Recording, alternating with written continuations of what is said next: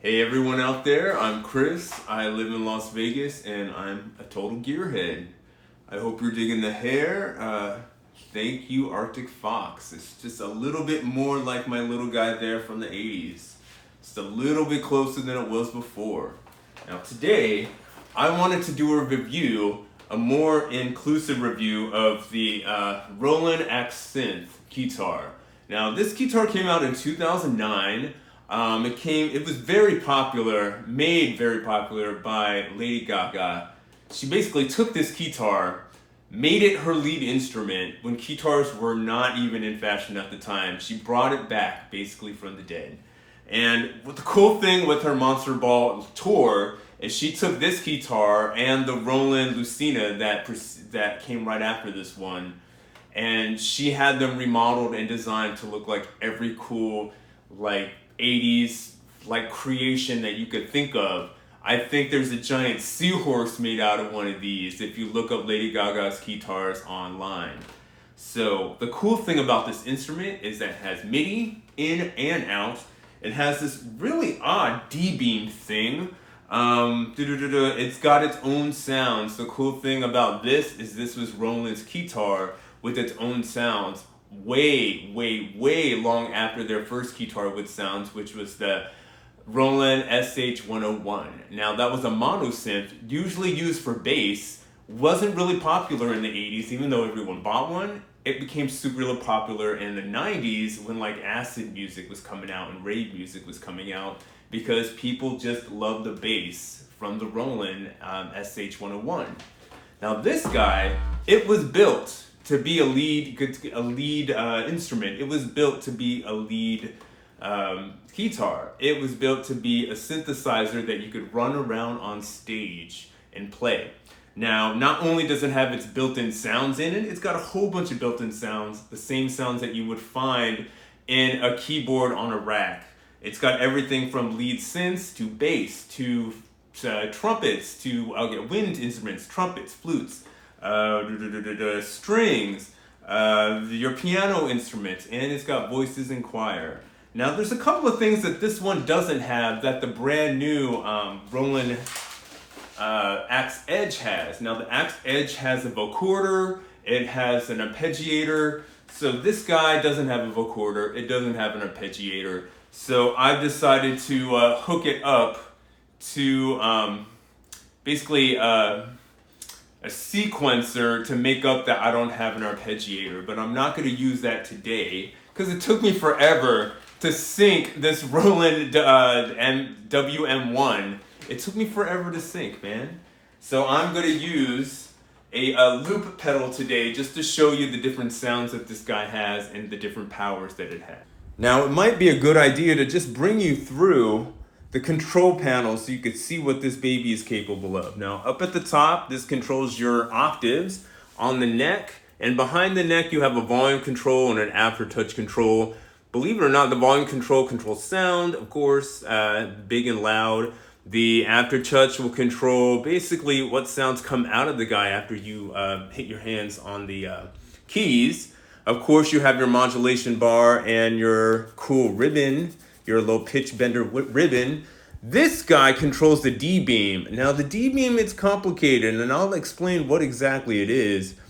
It's kind of a theremin like laser thing that you hold your hand over and then it'll like twist your sound however you like it, whether or not you want it to use a filter or a pitch in order to way this thing controls your sound, but it will do that if you want it to. Let's see, we have increment buttons up and down. This is your MIDI. That took me forever to figure out that was what turns on my MIDI. This panel shows all the different MIDI channels that you can control. This guy, like the other Roland MIDI controllers before, it can control up to 16 different MIDI channels using the keys to find that channel. Of course, there's the transpose button, this V-Link button. Shift, you use that in order to control all your buttons and go to all your menus. But here are the cool points, dude. Here are your sounds, man. Okay, you're going to start at a special tone button, which means you could play all of these different categories of sounds here. And then when you hit the special tone button, you could play these 1, 2, 3, 4, 5, 6, 7, 8 special sounds. Honestly, I don't think any of them are that special except this jazz scat sound, which turns all of your keys into jazz scat, which is, I don't know what the hell song I would ever use that for, but honestly, it sounds like an awesome challenge. Now, each and every one of these categories, I believe they have 32 different sounds. Altogether, there's over several hundred sounds in this guy. But what I love most of all are the guitar lead sounds. They're incredible, they're powerful, and also these favorite buttons on the end, you could use these to program all your favorites from each and every category, and you could have up to several favorites, an A and a B. The A section are my favorites. The B section, they're the favorites of the person who had this before me. I thought that their taste in tones was interesting, so I kept it. So, of course, I believe there's 49 different keys on this guy. How many octaves? 1, 2, 3, 4. On the back, let's check this guy out. On the back, you've got your output. This is your sound. And you've got right and left. That thing controls the attenuation there. That's for headphones. There's a MIDI in and out, thank goodness. Basically, the Roland Keytar that came after this only has a MIDI out, so you could use it as a MIDI controller, but you can't hook it up to a sequencer. That really bugs me. There's a foot pedal thing. You could hook this up to a computer USB. And of course, there's a power in.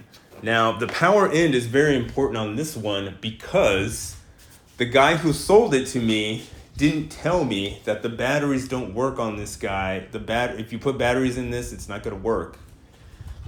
The cool thing is, with this USB that's on the back, you can use this disc in your computer to edit any of your sounds. I'm not really sure if it will keep the sounds inside the memory of this guy.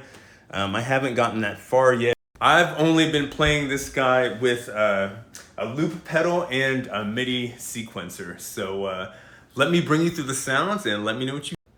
Now, when I bought this guy, I learned that, again, it doesn't play mobily. I have to have it plugged into a power source in order to work.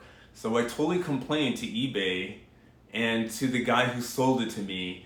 And not only did he give me just a partial refund, he gave me a full refund. So at the end of the day, I honestly didn't pay a dime for this guy. It was like free, and I'm totally thankful to that guy. I'm going to consider it a donation to both my channel and my music and my studio, and I'm very happy to show you this instrument. Now, I'm going to show you all the sounds on my favorites, just so you can get an idea of the kind of music I like and the weird sounds that are and the weird different sounds that are available on this guy and what they can do. Okay, this is a synth lead number 1.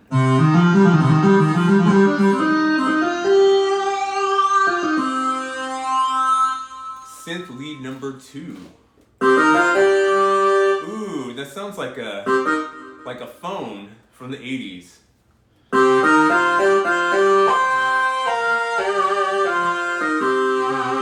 Almost 70s, honestly. One of my favorite basses is a rubber bass sound that's also in that guy and in that guy.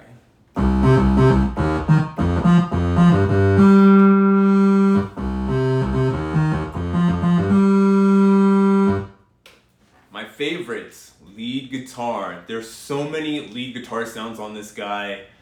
Whew, its powers are fantastic.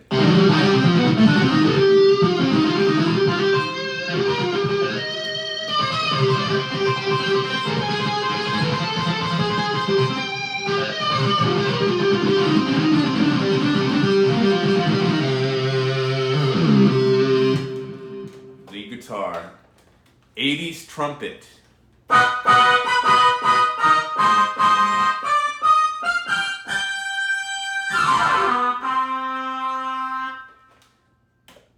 Strings. Odd strings but simple strings.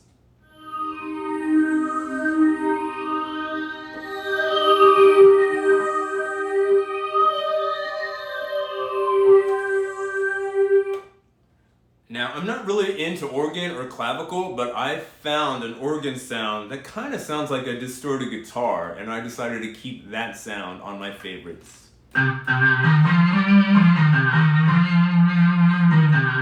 Definitely not a church organ. I can honestly use that to play bass if I wanted to. And of course, a nice, light sounding piano.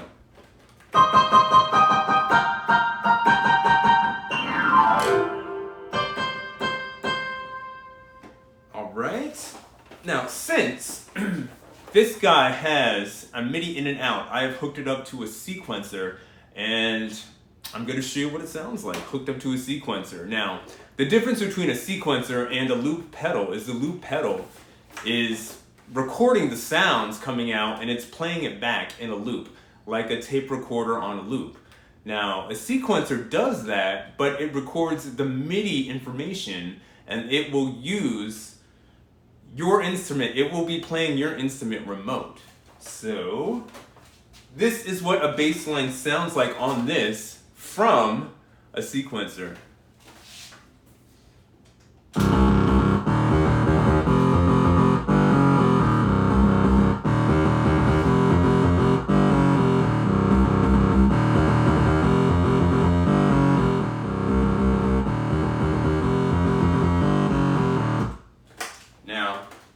All I did when I recorded that sequence is, well, hold on.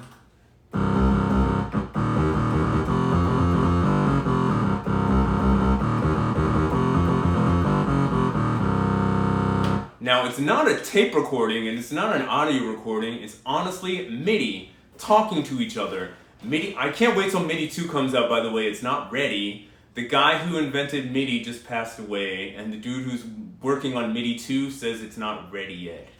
But the cool thing about MIDI is that it's like a magical language that a computer is using music to convey all this information.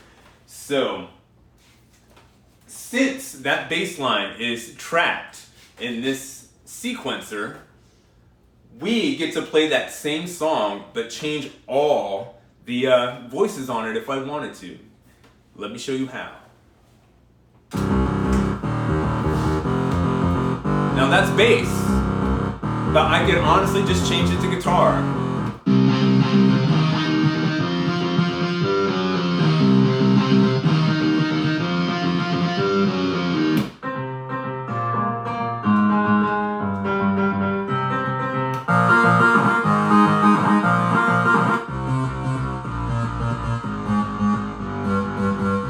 That sounds pretty good.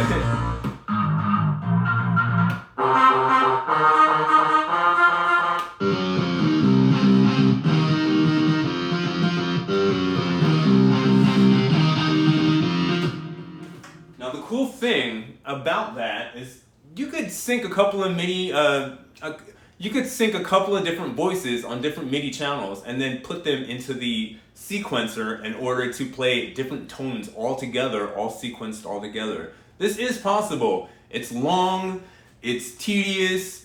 That's just how they did it in the 80s, and that's the big focus of my channel, was using 80s equipment and making music the same way they do. So if you look around in my studios, you'll see it's all mainly 80s stuff, and I only bought a couple of things that are technology from the last 20 years. Puppy, puppy, what you doing, puppy? What you doing, puppy? I know, Daddy's playing music. Go be good. That's our new little Great Dane Harlequin puppy. Okay, so I'm gonna play that same tune, but I'm going to record all of the audio one by one off of this loop pedal. Now, this is what it sounds like all put together, and then I'm going to recreate it for you one by one. That bass line's in there. I threw in keys, electric guitar, trumpet.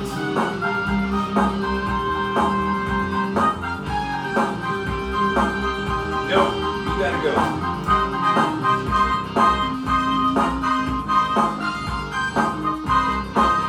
the whole track.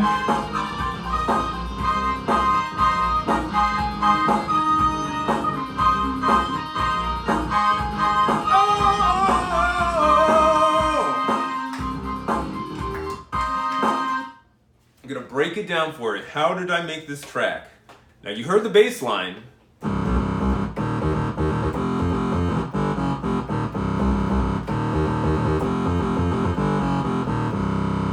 That's the bass line. Now I added piano.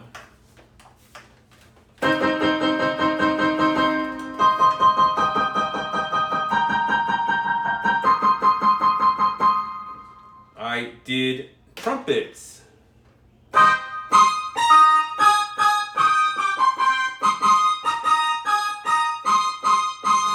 And I added guitar.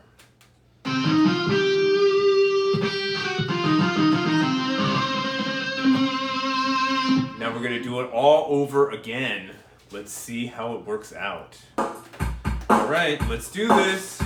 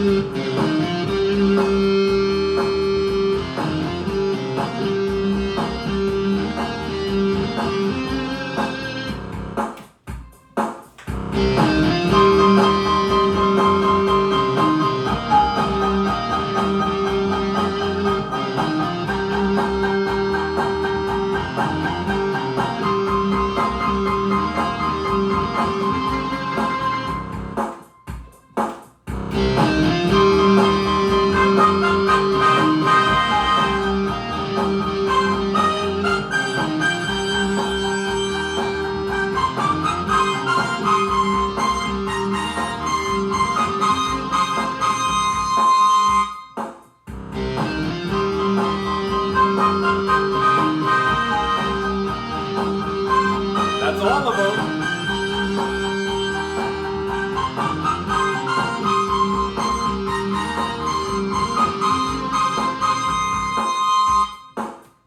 Every time you come around, putting down my synthesizer. Every time you come around, putting down my synthesizer.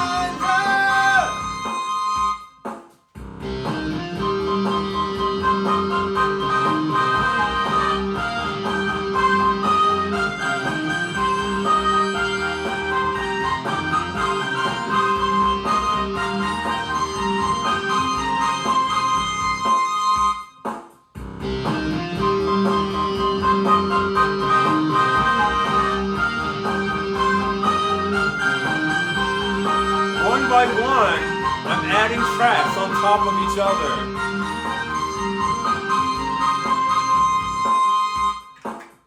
Now, one by one, I've added tracks on top of each other to make an entire song.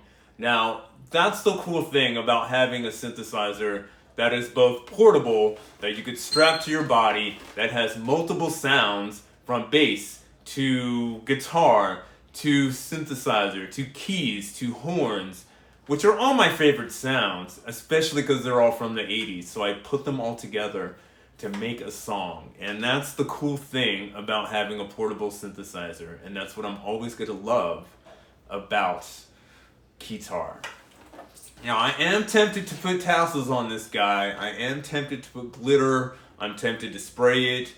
But that would be too much of me copying Lady Gaga. I'm very adamant. I don't want to copy Lady Gaga. I want to copy the 80s. And more or less Gem and the Holograms.